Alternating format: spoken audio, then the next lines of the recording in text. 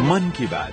माननीय प्रधानमंत्री श्री नरेंद्र मोदी भारत की जनता से साझा करेंगे अपने मन की बात रविवार 28 मार्च सुबह 11 बजे। आकाशवाणी के सभी केंद्र सभी चैनल इसे प्रसारित करेंगे एक साथ ही इसका प्रसारण दूरदर्शन के national news, DD Bharati, DD India, DD Urdu और डीडी किसान चैनल पर भी किया जाएगा।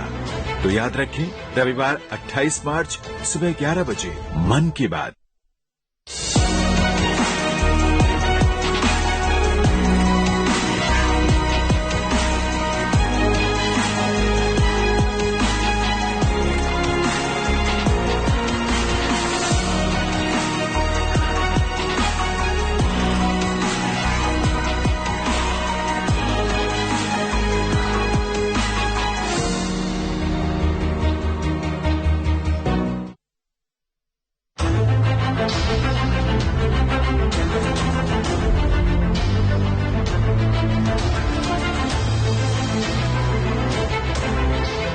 मन की बात। माननीय प्रधानमंत्री श्री नरेंद्र मोदी भारत की जनता से साझा करेंगे अपने मन की बात रविवार 28 मार्च सुबह 11 बजे। आकाशवाणी के सभी केंद्र सभी चैनल इसे प्रसारित करेंगे एक साथ। इसके अतिरिक्त दूरदर्शन के यूट्यूब चैनल और प्रसार भारती के ऐप न्यूज ऑन एयर पर सजीव प्रसारण लाइव स्ट्रीमिंग के माध्यम से। तो याद रखें, रविवार 28 मार्च सुबह 11 बजे मन की बात।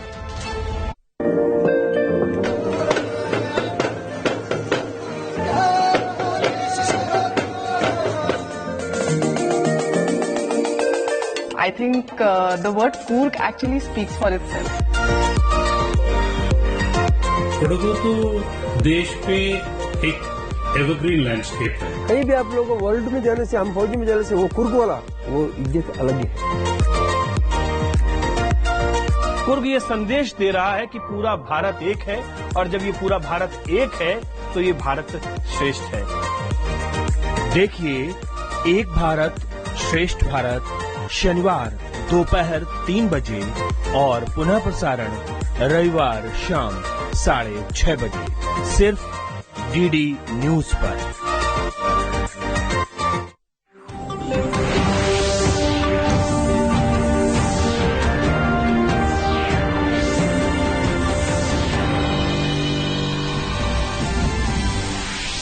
अमेरिका देशस्य रक्षामन्त्री जनरल लॉयड ऑस्टिनः अद्यारभ्य भारतस्य 3-दिवसीयायां यात्रायां प्रारप्स्यति।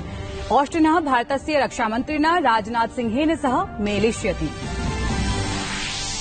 असम पश्चिम बंगाले प्रथमचरणस्य विधानसभा निर्वाचनानां सज्जता तीव्रगत्या अनुवर्तते। अस्मिन् अन्तराले प्रथमचरणार्थं नामांकन प्रक्रियापि सर्वेषु राज्येषु आरब्धा। भाजपादलेन पश्चिम बंगालाय 48,100 प्रत्याशिनः घोषिताः। विश्वस्य बृहत्तम सूच्यौषधाभियानान्तर्गतं भारते अधुना यावत् 89,3 जनेभ्यः सूच्यौषधम्। कोरोना संक्रमणेषु वृद्धिः। अमृतसरे रात्रि जनावरोधस्य परिपालनम् आरब्धम्। अहमदाबादे रात्रि जनावरोधस्य समयः वर्धितः। अमेरिका चीनमन्तरा अलास्कायाम् उच्चस्तरीयोपवेशनम् आरब्धम्। अमेरिकादेशेन कथितं यत् अमेरिकादेशः चीनेन सह विवादस्य स्थितिः उत्पादयितुं न इच्छति। परम् अमेरिकादेशः स्वीय आदर्शान् मूल्यान् च प्रति सर्वदा प्रतिबद्धो भविष्यति। भारतेन 24-प्रतिविंशति स्पर्धायाम् 8 धावनाङ्कैः इंग्लैण्ड देशः पराजितः। पञ्चस्पर्धायाः श्रृंखलायां द्वयमपि दले 2-2 इति समस्थितौ वर्तेते। अभिवादये, अहमस्मि रचा। अत्र भवतां भवतीनां च स्वागतं डीडी न्यूज वार्ता प्रसारणेऽस्मिन्। अथ वार्ताः विस्तरेण। अमेरिका देशस्य रक्षामन्त्री जनरल लॉयड ऑस्टिनः अद्यारभ्य भारतस्य 3-दिवसीयायां यात्रायां प्राप्स्यति। स्वीय यात्रावधौ रक्षामन्त्री ऑस्टिनः भारतस्य रक्षामन्त्रिणा राजनाथ सिंहेन सह प्रशासनस्य अन्य वरिष्ठ नेतृभिः सह मेलयिष्यति। अत्र हि उभयोः पक्षयोः मध्ये द्विपक्षीयं सुरक्षा सहयोगं दृढीकर्तुं मुक्त समावेशी भारत प्रशांत क्षेत्रं विनिर्माणे सामान्य हितानां विषयेषु च चर्चाः भविष्यन्ति। अमेरिकीय रक्षामन्त्रिणः स्वीय प्रथमायां विदेश यात्रायां भारत देशं सम्मेलनं उभयोर देशयोः मध्ये दृढ रणनीतिक सहभागितां प्रदर्शयति। पुरातन वाहनैः प्रदूषणवर्धनस्य सुरक्षायाः चिन्ताम् अपाकर्तुं प्रशासनं वाहनानां स्क्रैप पॉलिसी इति तुच्छद्रव्यनीतिं प्रस्तुतवान्। एषा नीतिः 2021-तमाब्दस्य अक्टूबर मासस्य 1 दिनाङ्कात् आरम्भं भविष्यति, यत्र 15 वर्षाणि पुरातनानि वाणिज्यवाहनानि एवञ्च 20 वर्षाणि पुरातनानि निजवाहनानि अनिवार्यरूपेण विनष्टयितुं योजना वर्तते। प्रधानमन्त्रिणः मोदिनः नेतृत्वे केन्द्रप्रशासनेन प्रस्तावितायाः नूतन तुच्छद्रव्यनीत्याः उद्घोषणा विहिता। गुरुवासरे संसदः उभयोः सदनयोः केन्द्रीय मन्त्री नितिन गडकरी वाहन तुच्छद्रव्यनीत्याः घोषणां कृतवान्।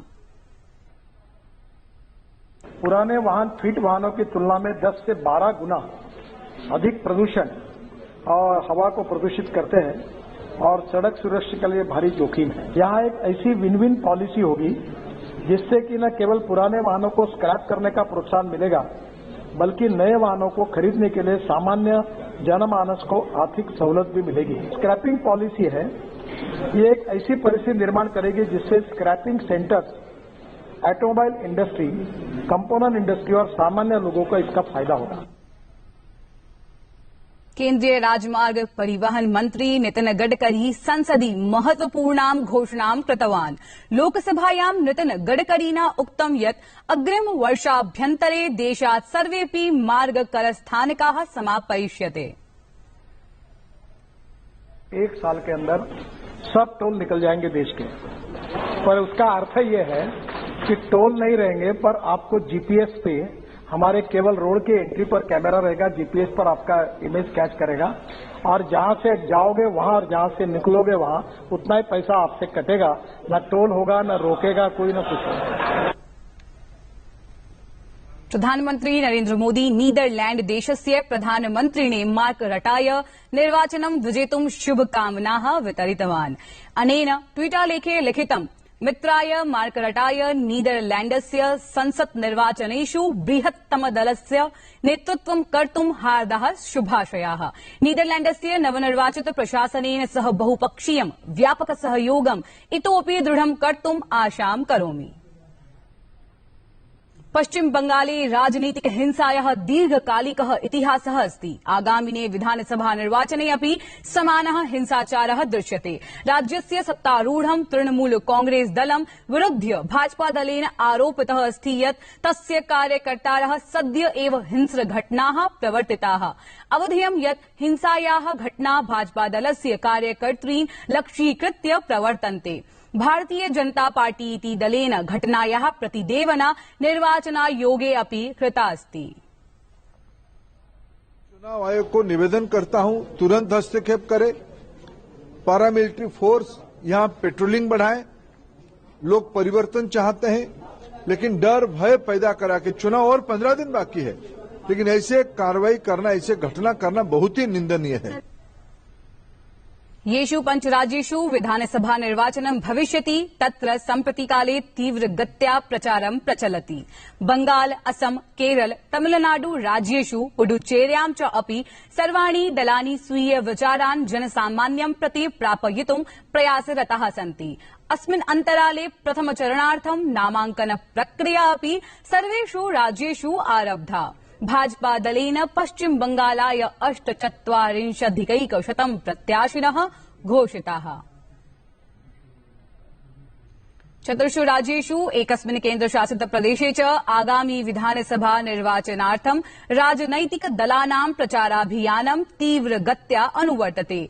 समेषां दलानां मुख्य प्रचारकाः मतदातॄन् आक्रष्टुम् अवसरं त्यक्तुं नेच्छन्ति। प्रधानमन्त्रिणा नरेन्द्र मोदिना ह्यः असमस्य करीमगंजे एका जनसभा सम्बोधिता। तेन कांग्रेस दलं प्रति उक्तं यत् तस्य नीति स्थिरं नास्ति। प्रधानमन्त्रिणा उक्तं यत् भाजपा दलाय देशहितं सदैव शीर्षस्थे विराजते।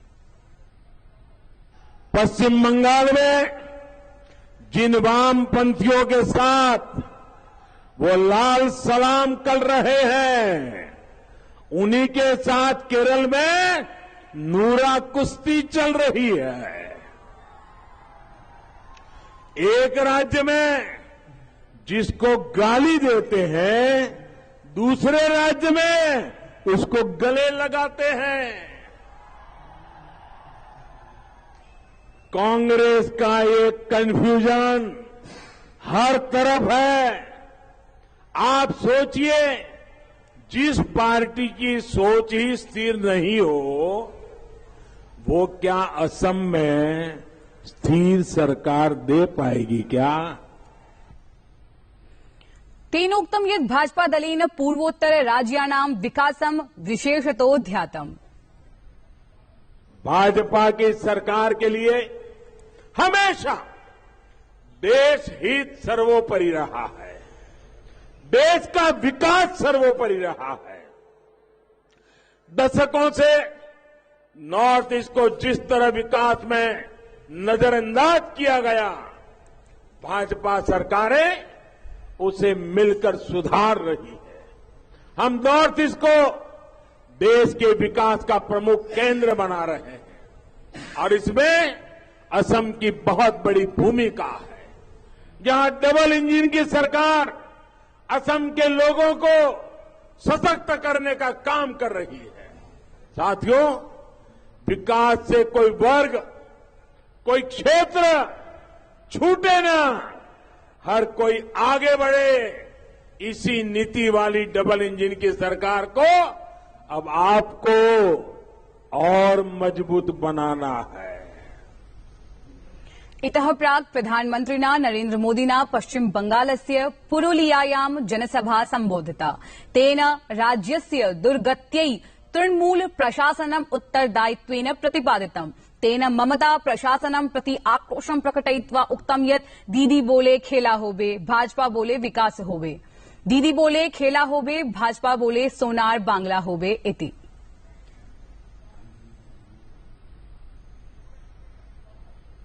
दीदी को बंगाल के लोगों के हितों से ज्यादा खेल की चिंता पड़ी है, लेकिन दीदी ये भूल रही है कि इस बार खुद बंगाल की जनता उनके विरोध में खड़ी है।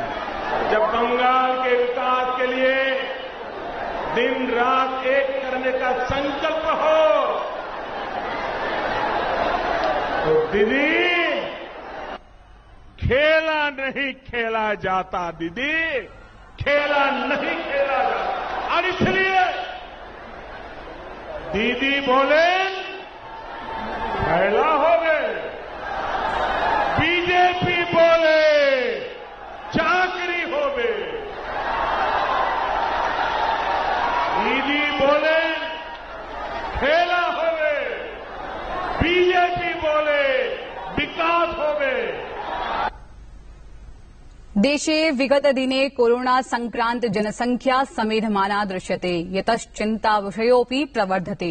यद्यपि नैकराज्यैः सुदृढतया नियमपालनं विधातुं प्रवृत्तं चेत् तत्रैव क्वचित् राज्येषु रात्रि प्रतिरोधो युक्तः। तद्यथा अहमदाबादे अद्य प्रभृत्ययं कालम् एकस्यै होरायै समेधितः। इदानीं रात्रौ 9 वादनात् प्रातः 6 वादनपर्यन्तं भविष्यति। एतन्मध्ये एव मार्च मासस्य 21 दिनाङ्कात् 31 दिनाङ्कपर्यन्तं महाराष्ट्रात् आगामि सर्वयानानि मध्यप्रदेशे प्रवेशं नैव लब्धारः। भारतदेशे अधुना पर्यन्तं प्रायः पादोनचतुष्कोटितोप्यधिकेभ्यः सूच्यौषधम् अदीयत। ह्यः सायंकालीन 7 वादनपर्यन्तं 83.17 लक्ष जन टीकाकरणम् अक्रियत। अमेरिका चीनमन्त्रा अलास्कायाम् उच्चस्तरीयोपवेशनम् आरब्धम्। अमेरिकादेशेन कथितं यत् अमेरिकादेशः चीनेन सह विवादस्य स्थितिः उत्पादयितुं न इच्छति, परम् अमेरिकादेशः स्वीय आदर्शान् मूल्यान् च प्रति सर्वदा प्रतिबद्धो भविष्यति। तत्रैव अमेरिकादेशः चीनं सञ्चेतितवान् एवञ्च उक्तवान् चीनदेशः अन्ताराष्ट्रियविधीनां सम्मानं कुर्यात्, वरन् एषः विश्वे हिंसापूर्णाय परिदृश्याय सज्जः स्यात्। भारत इंग्लैण्डयोः 25-20 श्रृंखलायाः चतुर्थ क्रीडा द्वन्द्वं भारतेन 8 धावनाङ्कैः विजितम्। अहमदाबादस्थ नरेन्द्र मोदी प्रांगणे खेलिते रोमाञ्चक द्वन्द्वे इंग्लैण्डं पराजयता भारतेन प्रत्यावर्तितम्। सूर्यकुमार यादवस्य अर्धशतककारणेन भारतेन 85+100 समर्जिताः। तत्रैव इंग्लैण्डस्य सप्तदशे चक्रे शार्डुलेन बेन स्टोक्स नायकः इयोन मॉर्गन क्रीडायाः बहिर्भूतौ कृतौ। अनन्तरं तैः अन्तिमचक्राय 23 अवशेषिताः। निर्णयत्वेन क्रीडेयं 8 धावनाङ्कैः स्वाभिधेन प्रकृत्य समं विहिता। वार्ता संस्करणमेतत् सम्पद्यते अधुना। अभिनववार्ताभिः सह पुनः उपस्थास्यामः। भूयात् तावत् मङ्गलम्।